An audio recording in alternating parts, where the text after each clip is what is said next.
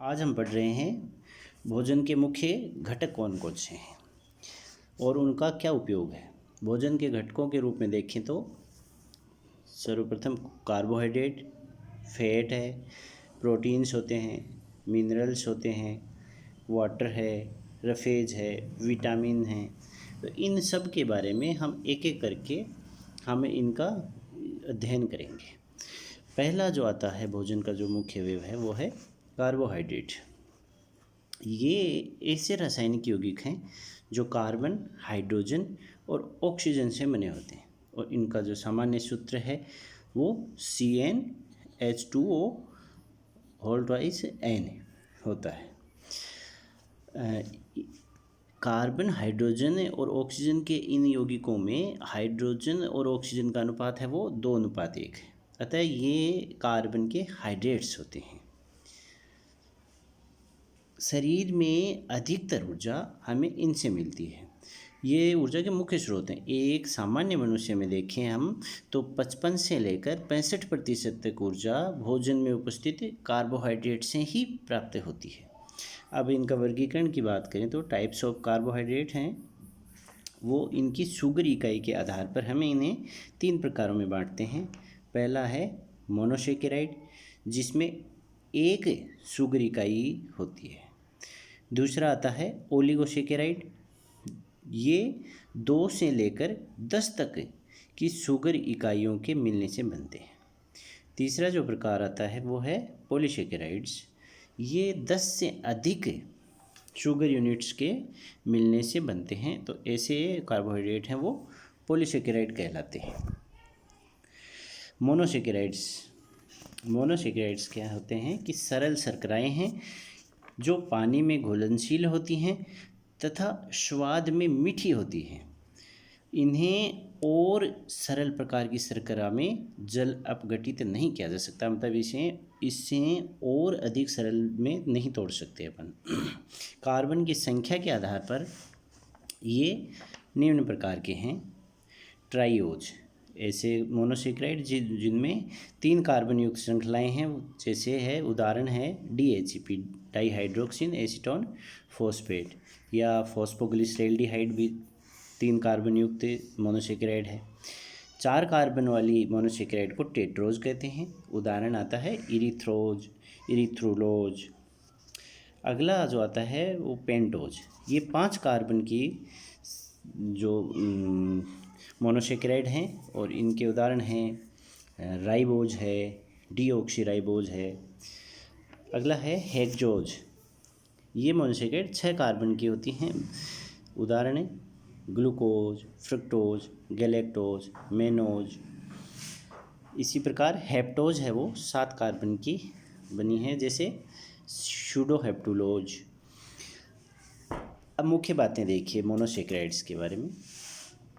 जो हेक्सोज है, ग्लूकोज, वो अंगूर में अधिक मात्रा में पाया जाता है, इसलिए इसे ग्रेप शुगर कहते हैं।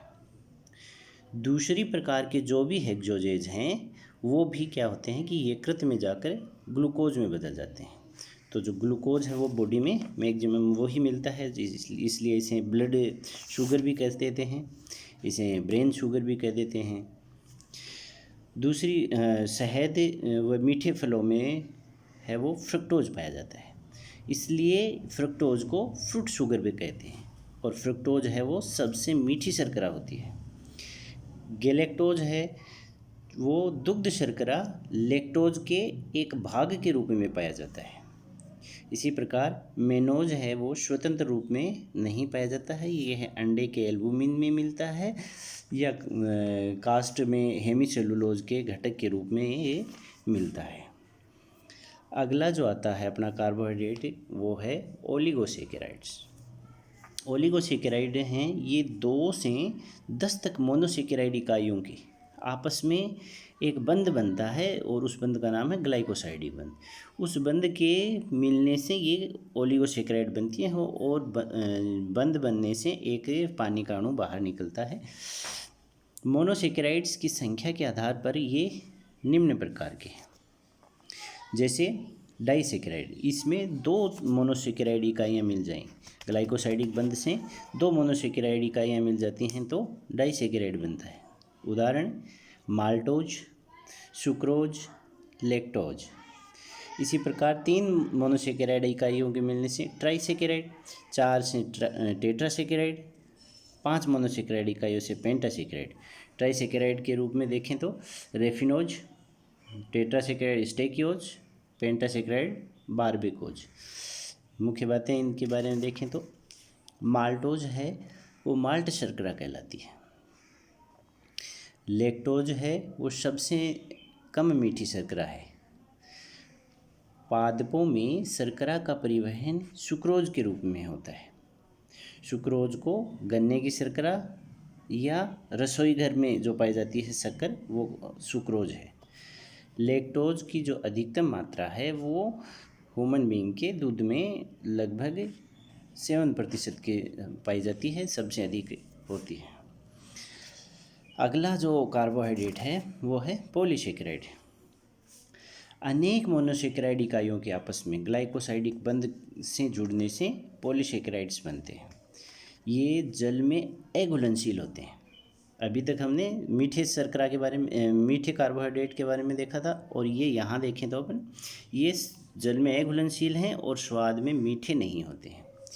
ये निम्न रूप में भोजन में मिलते हैं, जैसे सेलुलोज, स्टार्च, ग्लाइकोजन, काइटिन आदि। सेलुलोज है वो पृथ्वी पर सर्वाधिक पाया जाने वाला कार्बनिक पदार्थ है।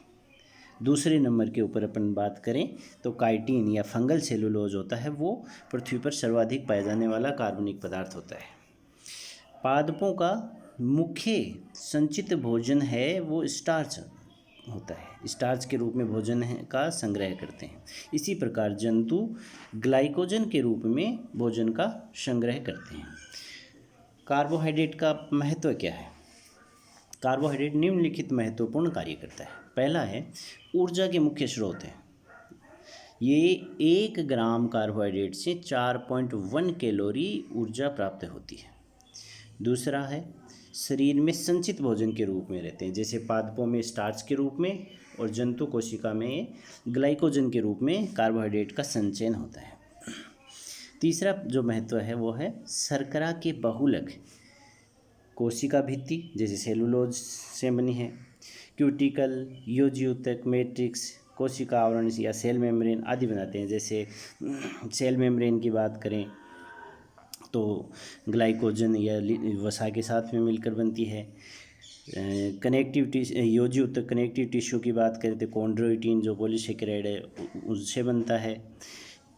इसी पर चौथा जो आता है वो महत्व है वो न्यूक्लिक अम्लों के निर्माण में भाग लेते हैं। जैसे हमने पेंटोज प्रकार की जो शर्करा पड़ी थी मोनोसेकेराइड, उनमें राइबोज और डीऑक्सीराइबोज जैसे डीएनए की शर्करा है, राइबोज आरएनए की शर्करा है, तो वो न्यूक्लिक अम्लों के निर्माण में भाग लेते हैं। पांचवा महत्व है शर्करा के अणु अस्थि संधियों पर स्नेह का कार्य करते हैं। जैसे एक पॉलीसेकेराइड होता है हाइलुरोनिक एसिड है, तो ये हाइलुरोनिक एसिड है, ये स्नेह का कार्य करता है। छठा महत्व है शर्करा के कुछ अणु कोशिकाओं के मध्य सीमेंट का कार्य कर उन्हें जोड़ने का काम करते हैं।